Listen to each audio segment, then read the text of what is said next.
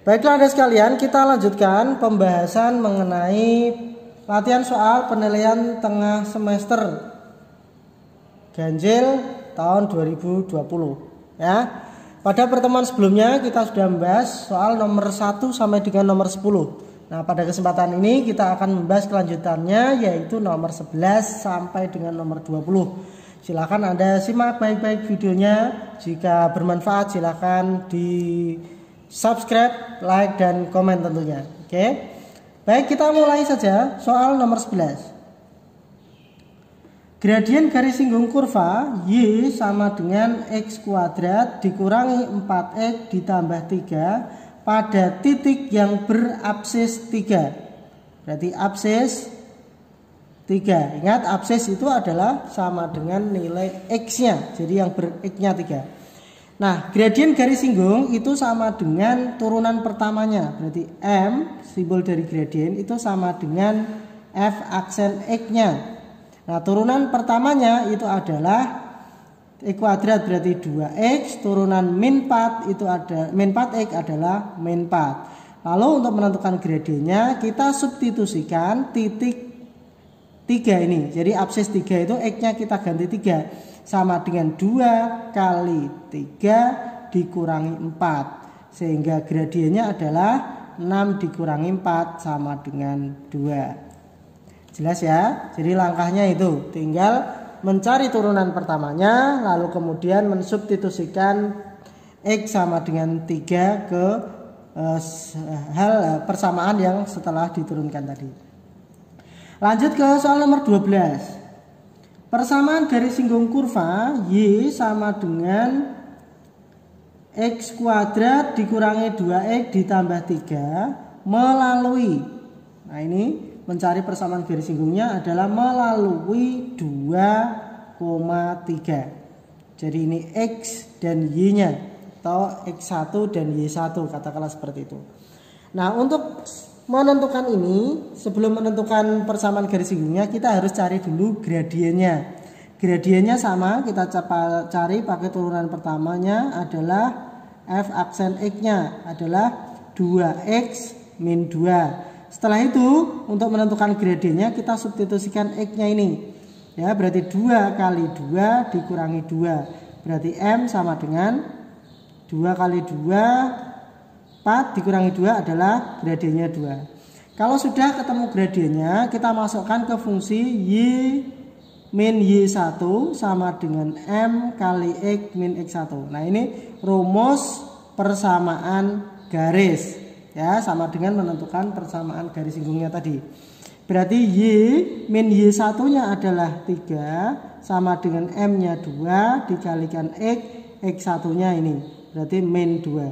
Setelah itu berarti Y min 3 sama dengan, kita kalikan berarti 2X min 4. Berarti Y sama dengan 2X min 4. Ini pindah ke kiri berarti plus 3. Berarti Y sama dengan 2X min 1. Nah, ini adalah jawaban dari soal untuk nomor 12.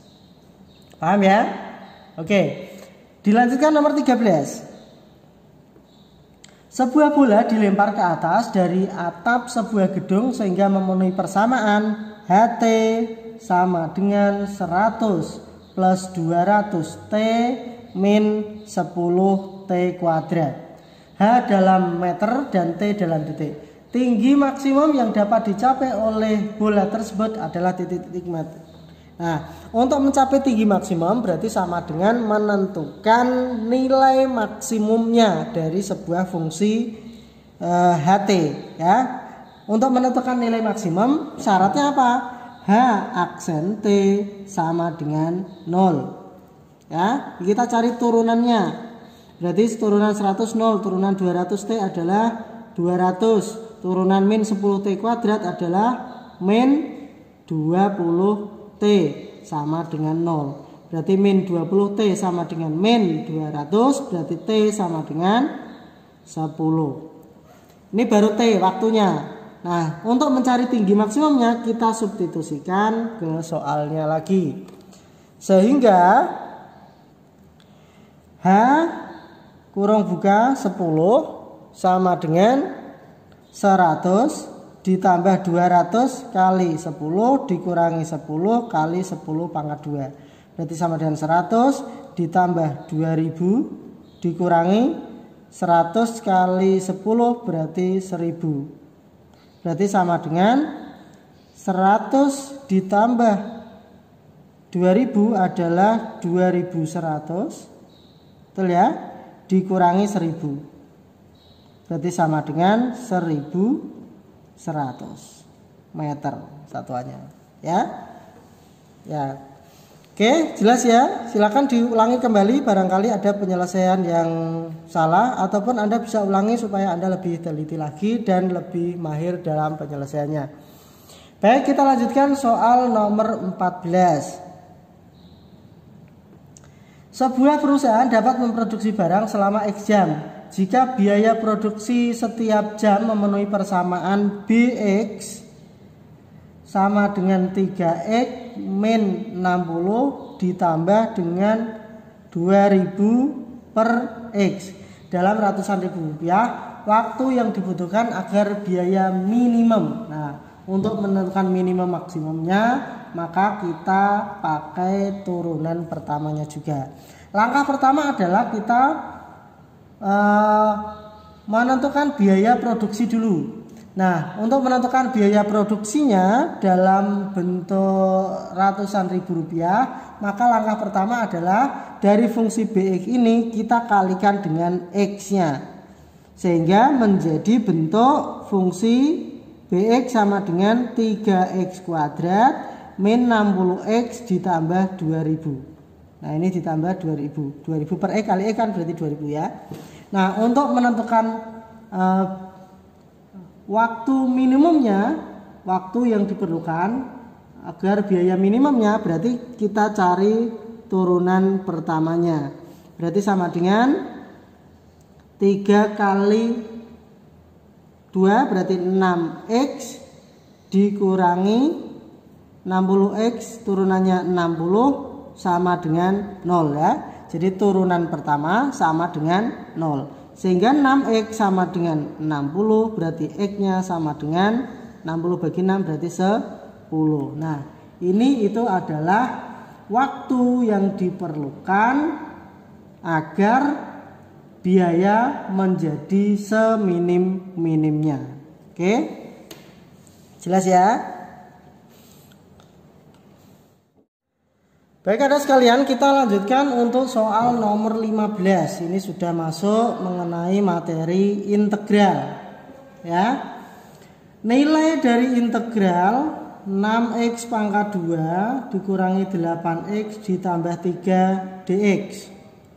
Ya, adalah ya dalam menentukan integral caranya adalah 6 per ya pangkatnya tambah 1 berarti 3. X pangkatnya tambah 1 berarti pangkat di sini dengan ini sama, dikurangi lanjut 8 dibagi pangkatnya tambah 1 berarti ini pangkat 1 tambah 1 berarti 2, X pangkatnya tambah 1 berarti 2 ditambah integral 3 itu berarti 3X ditambah C, sehingga 6 sederhanakan 6 bagi 3 itu adalah 2X pangkat 3 dikurangi 8 bagi 2 berarti 4X pangkat 2 ditambah 3X plus C. Nah, ini adalah penyelesaian untuk soal nomor 15. Oke, selanjutnya untuk soal nomor 16.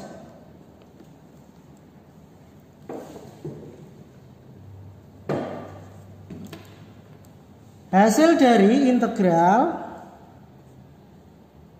4x min 2 dikalikan dengan 3x ditambah 6 dx. Nah, sebelum kita mengintegralkan, maka langkah pertama adalah kita harus mengalihkan terlebih dahulu dari fungsinya, yaitu 4x dikali dengan 3x adalah 8x pangkat 2. Ini dikali ini berarti ditambah 24x, ini kali ini min 6x, min 2 kali plus 6 adalah min 12 dx. Kita sederhanakan berarti 8x pangkat 2. Ini dengan ini berarti plus 18x dikurangi 12d. Baru setelah itu kita integralkan. Berarti 8 per pangkat T tambah 1 3 X pangkat 3 plus 18 per 2 X pangkat 2 min 12X plus C.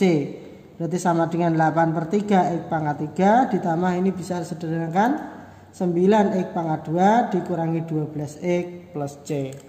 Nah, itu penyelesaian soal nomor 16. Dilanjutkan untuk nomor 17. Diketahui Fx sama dengan diketahui Fx adalah anti turunan dari Fx, betul ya, jadi integral gitu.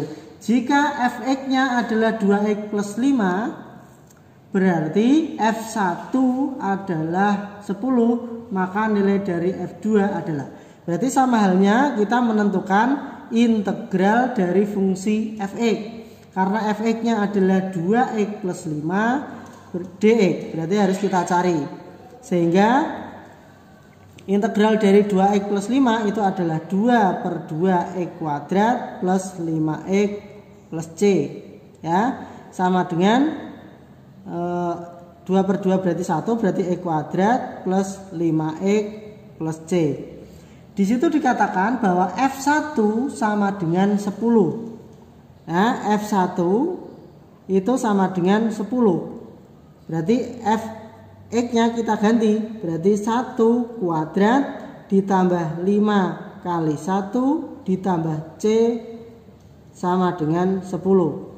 Kita lihat C-nya berarti 1 kuadrat 1 ditambah 5 kali 1 5 ditambah C sama dengan 10. Berarti 1 tambah 5 6 ditambah C sama dengan 10. Berarti C sama dengan 10 dikurangi 6. Berarti C sama dengan 4. Nah, sehingga Fx-nya fungsinya adalah x kuadrat ditambah 5x ditambah 4. Jadi C-nya ini kita ganti dengan angka 4. Nah, sekarang pertanyaannya menjadi tentukan hasil dari F2. Berarti kita tinggal mengganti X-nya dengan 2. Berarti sama dengan 2 kuadrat ditambah 5 kali 2 ditambah 4. Berarti sama dengan 4 ditambah 10 ditambah 4. Berarti sama dengan 18. Nah, itu jawaban dari soal untuk nomor 17. Jadi cukup banyak waktu untuk menyelesaikan soal nomor 17. Oke, baik, kita lanjutkan pembahasan soal nomor 18.